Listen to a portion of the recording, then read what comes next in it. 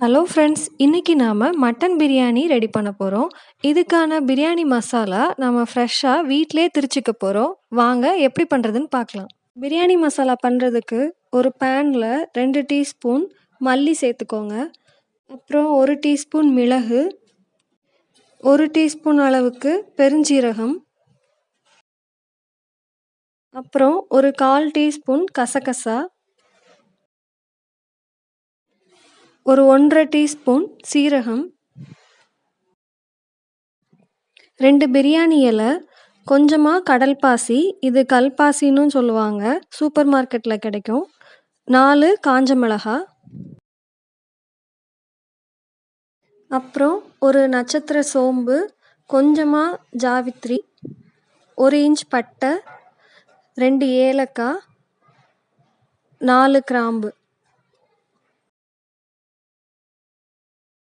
இப்போ இது எல்லாத்தையும் 2 நிமிஷம் மிதமான தீயில வச்சு நல்லா வறுத்துக்கோங்க. இது நல்லா ஆறுனதுக்கப்புறம் நாம் பவுடர் பண்ணிக்கலாம். பவுடர் பண்ணும்போது 1/4 டீஸ்பூன் மஞ்சள் பொடி சேர்த்து பவுடர் பண்ணிக்கோங்க. இப்போது பிரியாணி மசாலா ரெடி. இதை ஏர்டைட் பாட்டிலில் போட்டுக்கிட்டிங்கன்னா எப்போவும் ஃப்ரெஷ்ஷாக இருக்கும். நான் 200 கிராம் மட்டன் எடுத்திருக்கேன். அதை 2 தடவை நல்லா வாஷ் பண்ணிவிட்டு லெமன் அப்புறம் உப்பு சேர்த்து 1/2 மணி நேரம் நல்லா ஊற வச்சுருக்கேன். இந்த மாதிரி ஊற வைக்கிறதுனால மட்டனோட ராஸ்மெல் போயிடும். இந்த டம்ளருக்கு 1 டம்ளர் ஜீரக சம்பா அரிசி எடுத்திருக்கேன். நீங்கள் பாஸ்மதி அரிசி கூட எடுத்துக்கலாம். ஆனால் ஜீரக சம்பா சேர்த்திங்கன்னா பிரியாணி இன்னும் நல்லா டேஸ்ட்டாக இருக்கும். அரிசியை 2 தடவை நல்லா கழுவிட்டு ஒரு 1 மணி நேரத்துக்கு அதை நல்லா ஊற விட்டுடுங்க. மட்டன், ரைஸ் எல்லாமே நம்ம ஒரே பாத்திரத்தில் தான் குக் பண்ண போகிறோம். அதனால் குக்கரில் கொஞ்சம் எண்ணெய் ஊற்றிக்கோங்க. ஃப்ளேவருக்காக நான் இன்றைக்கி 1 டீஸ்பூன் நெய் சேர்த்துருக்கேன். நெய் உருகி நல்லா சூடானதும் ஒரு பெரிய வெங்காயத்தை இந்த மாதிரி ஸ்லைஸ் பண்ணி அதில் சேர்த்துக்கோங்க.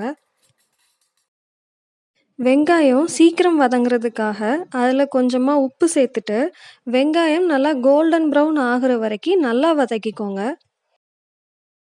இப்போ வெங்காயம் நல்லா கோல்டன் ப்ரௌன் ஆயிடுச்சு.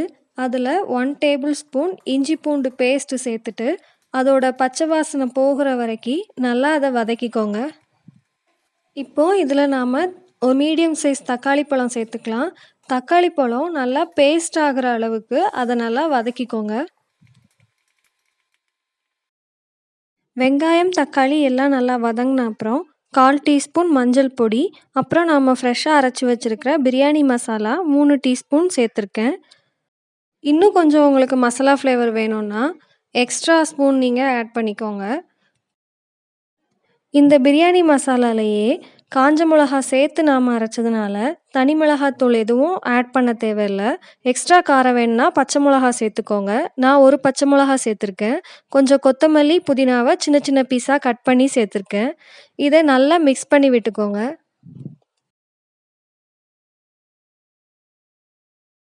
ரெண்டு டீஸ்பூன் தயிர் சேர்த்து இதை நல்லா மிக்ஸ் பண்ணிக்கோங்க. நம்ம தயிர் சேர்க்கறதுனால மட்டன் சீக்கிரமாக வெந்துடும். அதே நேரத்தில் நல்லா சாஃப்டாகவும் இருக்கும். நாம் ஊற வச்சுருந்த மட்டனை திரும்பவும் 2 தடவை தண்ணி ஊற்றி நல்லா கழுவிட்டு அதை இதில் சேர்த்துக்கோங்க. மட்டன் நாம் சேர்த்துட்டு உடனே நம்ம தண்ணி சேர்த்து இதை வேக வைக்கக்கூடாது. மட்டனை ஒரு 10 நிமிஷம் இந்த மசாலாவில் கோட் ஆகிற மாதிரி நல்லா இதை வதக்கி விட்டுட்டு அதுக்கப்புறம் நாம் தண்ணி சேர்த்து இதை வேக வச்சோம் அப்படின்னா நல்லா டேஸ்ட்டாக இருக்கும். இப்போ இந்த பிரியாணிக்கு தேவையான அளவு உப்பு சேர்த்துட்டு இதை நல்லா திரும்ப வதக்கிக்கோங்க.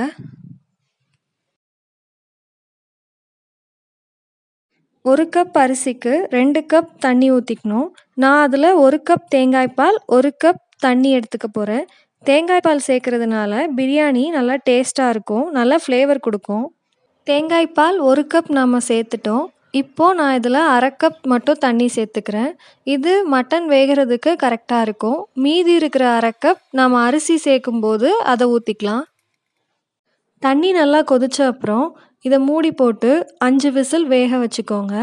வெந்ததுக்கப்புறம் ஸ்டவ்வை ஆஃப் பண்ணிவிட்டு ஒரு 10 நிமிஷம் கழித்து நாம் இதை ஓப்பன் பண்ணி பார்க்கலாம்.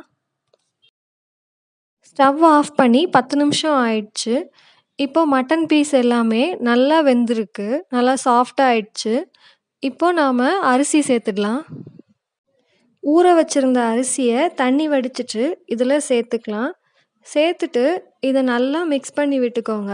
அதுக்கப்புறம் நாம் தண்ணி எல்லாமே ஆட் பண்ணிக்கலாம்.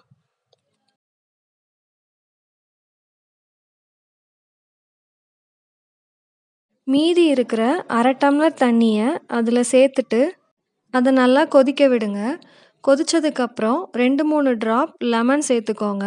நம்ம லெமன் ஜூஸ் சேர்க்கறதுனால பிரியாணி நல்லா உதிரி உதிரியாக வரும். நல்லா கொதிச்சிடுச்சு. இதை மூடி போட்டு 2 விசில் வேக வச்சுக்கோங்க. அடுப்பை மீடியம் ஹீட்டில் வச்சுக்கோங்க. விசில் வந்த அப்புறம் ஸ்டவ்வை ஆஃப் பண்ணிவிட்டு இதை ஒரு 15 நிமிஷம் அப்படியே விட்டுடுங்க. ப்ரெஷர் போன அப்புறம் நாம் இதை ஓப்பன் பண்ணி பார்த்துக்கலாம். இப்போ ப்ரெஷர் போயிடுச்சு. நாம் இதை ஓப்பன் பண்ணி பார்த்துடலாம். பிரியாணி சூப்பராக ரெடி ஆயிடுச்சு. சாதம் எல்லாம் நல்லா வெந்து தனித்தனியாக இருக்குது. கொஞ்சம் கூட குலையவே இல்லை. மட்டன் பிரியாணி நல்லா சுட சுட ரெடி ஆயிடுச்சு. இதுக்கு ஆனியன் ரைத்தா வச்சு சர்வ் பண்ணலாம். இந்த ரெசிபியை எல்லாரும் ட்ரை பண்ணி பார்த்துட்டு எப்படி இருக்குன்னு கமெண்ட் செக்ஷனில் சொல்லுங்கள். இந்த ரெசிபி உங்களுக்கு பிடிச்சிருந்தா மறக்காமல் லைக் பண்ணுங்கள், ஷேர் பண்ணுங்கள். அப்புறம் என்னோட சேனலுக்கு சப்ஸ்கிரைப் பண்ணுங்கள். தேங்க்ஸ் ஃபார் வாட்சிங்.